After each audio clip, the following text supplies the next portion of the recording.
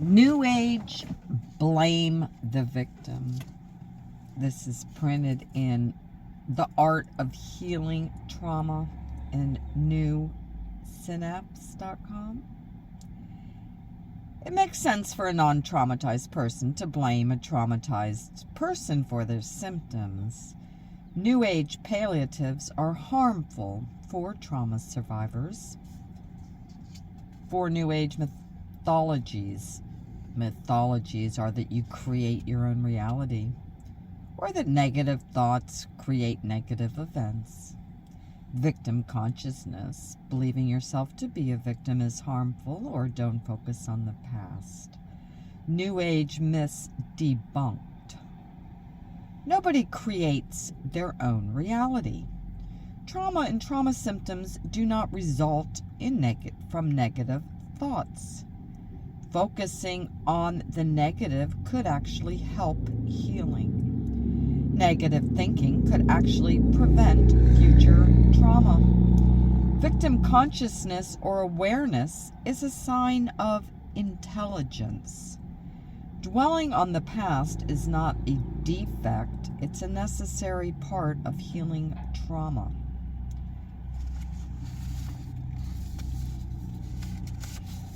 The daily battle trauma survivors are engaged in is many times completely not understood by people who have not been traumatized.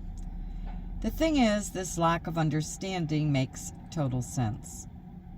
It makes sense for them. It would be natural without proper training for a non-traumatized person to assume that all reactions that a traumatized person is having are self-generated. That is, unrelated to anyone else in their past or present. Because if the non-traumatized person who is evaluating the traumatized person were to demonstrate the same behavior, due to the fact that there's no trauma physiology generating it inside of them, it would have to be self-generated by particular skewed ways of thinking, irrational beliefs, and distorted ways of perceiving reality.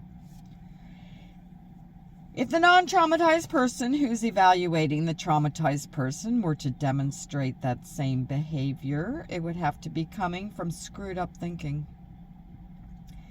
And it would be natural for that non-traumatized person to, by extension, assume that the actual traumatic events also resulted from similar mental defects, like negative thoughts or negative perceptions. Because it's clear the person has way more mental defects and skewed and distorted ways of seeing reality than they do, it's far from the truth for trauma survivors. The negative things a survivor experienced were not their own creation, did not originate in their minds, and are not fantasies or illusions. They were absolutely real. The negative things they experienced were horrific and painful, and in many cases repeated daily over the course of years, leaving deep scars, marks, and cracks throughout their psyche.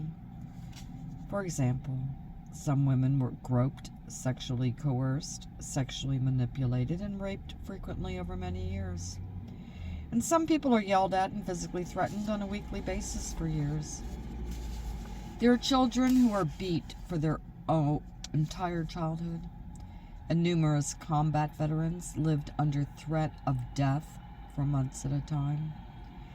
These people naturally will come to watch for evil in their environment and in the world, as that is what they are subjected to against their will. They will naturally be more negative and have more negativity in the way they think about the world. New Age palliatives are harmful to trauma survivors. There are 4 messages I've gotten a lot when I tell New Age spiritual people that I write about PTSD, such as, they say that you create your own reality, that you shouldn't focus on trauma and PTSD because it'll create more trauma and PTSD, which is totally not true. Negative thoughts create negative events. They say that you shouldn't be writing about or thinking about something so negative, or else you'll draw negative things into your life. I guess that would be just like all of the incredible singer-songwriters that use their experience to write music that then goes on to help many others heal, as well as it helped them to heal. Victim consciousness, this is the New Age belief that believing yourself to be a victim would be harmful. They also say don't focus on the past, that you shouldn't dwell on the past, but these don't even make sense, as we have to go back in order to heal what's happened in the past.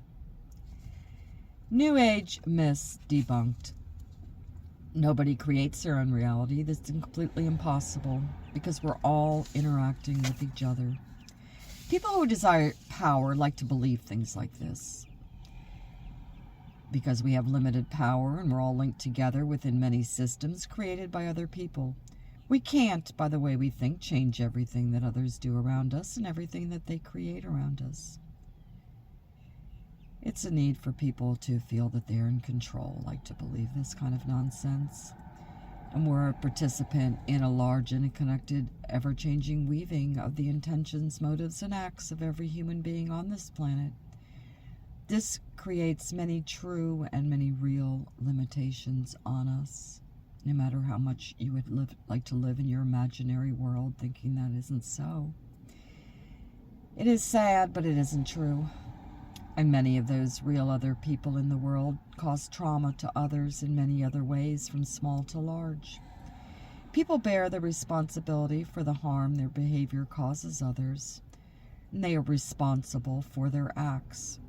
We are responsible for ours, but we are not responsible for their acts. It's a magical thinking to think that you create your own reality.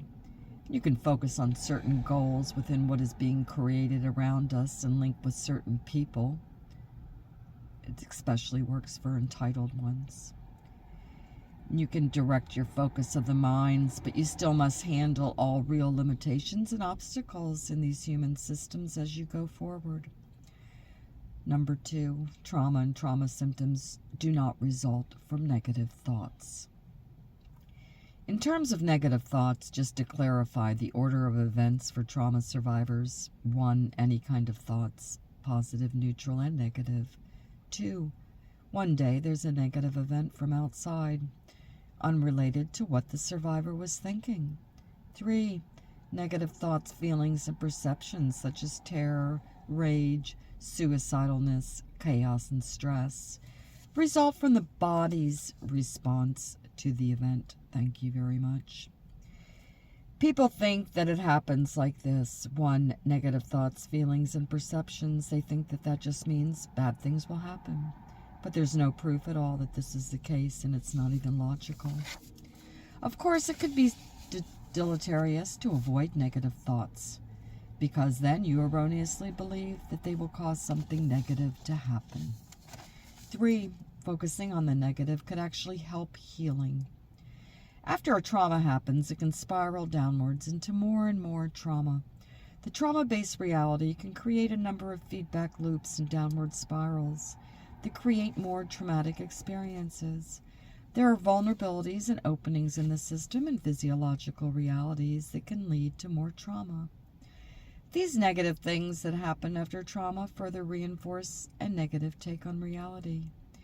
From an outside observer's point of view, it would seem like we're attracting negative events because of our negative take on reality. But all of this is not technically the fault of the trauma survivor. Technically, all of this negative stuff is the fault of the perpetrator, because it was the perpetrator's acts that set the whole thing off in the beginning. If we try to look away from these feedback loops and the downward spirals of the truth, and physiological difficulties and internal negative states, and focus instead on love and light, you only make things worse, because then you're in a state of denial, and then you've never healed them, and it's obvious. It's very important to look at all the negative things going on internally and externally clearly and without any denial to begin the healing process. Also, you may not be prepared to defend yourself from future trauma if you don't focus on some things to the negative. that may have happened to you. 5. Negative thinking could actually prevent future trauma. In terms of thinking negative thoughts, drawing negative things to oneself, the exact reverse is true. If I'd been more skeptical and thought about negative potential consequences more, then you may not have had PTSD today. Before the huge traumas, they said that they always had CPTSD, but this is just for the life-threatening traumas, resulting in PSTD. It was thinking positively, trusting doctors to be good people, thinking they want what's best for me, that they're well-trained and intelligent, but that was all false. The truth was they were ignorant, not trustworthy, motivated by profit, and not trained at all in what they were pretending to be, and pretty stupid and careless.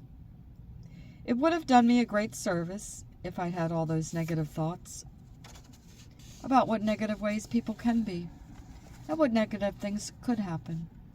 It would have prevented me from getting PTSD if I've done the huge amount of due diligence based on being skeptical and the devil's advocate for myself. If I'd done that, I may have had an entirely different life. So it's irresponsible to tell people to avoid thinking negative thoughts when negative thoughts could prevent a lifetime of pain and suffering. 6. Victim consciousness or awareness is a sign of intelligence.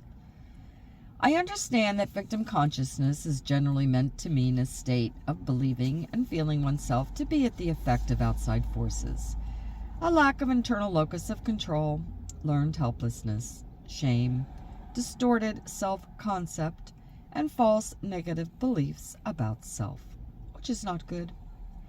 It's better to feel internally like a creator of one's life, to be empowered, and to have healthy internal locus of control. But just because we want to go from victim to creator, that does not mean to blank out on the experience of having been victimized totally and put into denial. It's important to learn things from your experience. In fact, it's important to have victim awareness, the awareness of what led to becoming a victim, and what in both the victim and perpetrator led up to the situation, and understand everything that can be done to prevent it in the future. Because we don't want to throw the baby out with the bathwater. It's not good to feel and believe oneself to be a perpetual victim. We do need to heal from the shame and distorted self-concepts, the negative beliefs, the impaired locus of control, and learned helplessness that can be part of victim consciousness. But focusing on the victim state enough to become conscious of all facets of the situation is good. We don't want to lose any of the lessons and awareness about victimhood because of wanting to avoid facing it and the emotions that come up when you're facing it. Yes, I was a victim, and this does not infer that I'm bad in any way. This is simply a fact of what happened. If I understand the facts thoroughly around how this came to pass, I'll be able to protect myself in the future from people with negative intentions. And there are people with negative intentions everywhere. To ignore this fact is to be willfully ignorant. So really, recognizing how you've been a victim equals being smart and empowered. Being aware of how you've been a victim and could be a victim again makes you better able to protect yourself. Victim consciousness is a state of awareness, not a state of weakness, if you believe victims are strong and not at fault for their victimization. 7. Dwelling on the past is not a defect. It's a necessary part of healing trauma. Regarding the admonition about staying stuck in the past, the fact is it's important to honor your own timing. It's necessary to go into the past in order to heal it, and then be able to go forth into the future in a more whole, intact, confident way.